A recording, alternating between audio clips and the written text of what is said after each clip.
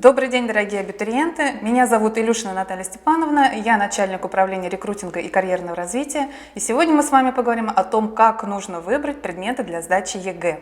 Первый самый главный вопрос – это до какого числа необходимо определиться с предметами по выбору ЕГЭ.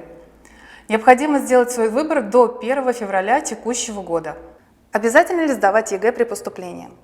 Нет, не обязательно, но это касается только определенных категорий граждан.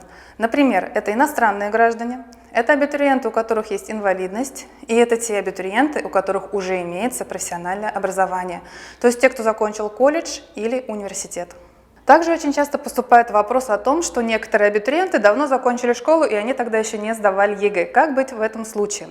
В этом случае необходимо обратиться в свой отдел образования по месту проживания. Они вам подскажут всю процедуру и расскажут, куда именно нужно подать документы.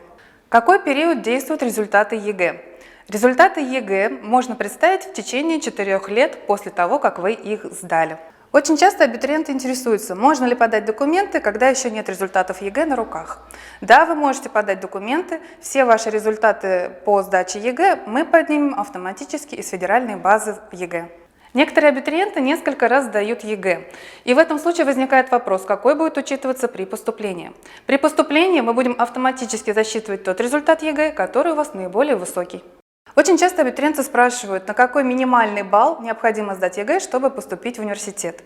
По каждому предмету ежегодно утверждаются минимальные пороговые значения. Обратите внимание на слайд. Если у вас будут результаты ЕГЭ ниже этих значений, к сожалению, вы не сможете пройти в университет.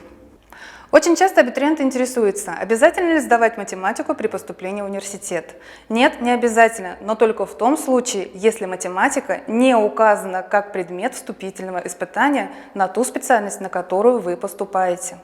Также очень часто многие интересуются, можно ли поступить в университет с базовой математикой. Здесь ответ нет, в университет поступают только с результатами по математике профильного уровня. Какой проходной балл в университет? Проходной балл формируется только после того, как все абитуриенты сдают свои документы и известны все результаты ЕГЭ. Поэтому лучше всего при подаче документов обращать внимание не на проходной балл, а на минимальные пороговые значения по предметам. Это вас подстрахует от неудачи при поступлении. Что нового в приемной кампании 2021 года? В этом году у абитуриентов есть уникальная возможность выбора ЕГЭ, который он будет сдавать. Например, по некоторым специальностям вы увидите, что какие-то ЕГЭ указаны в скобочках.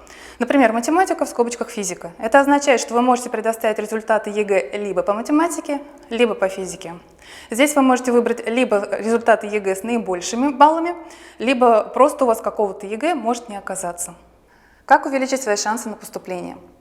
Выберите для сдачи ЕГЭ предметы по математике и обществознанию. Это самые популярные предметы, которые присутствуют в каждой специальности и направлении.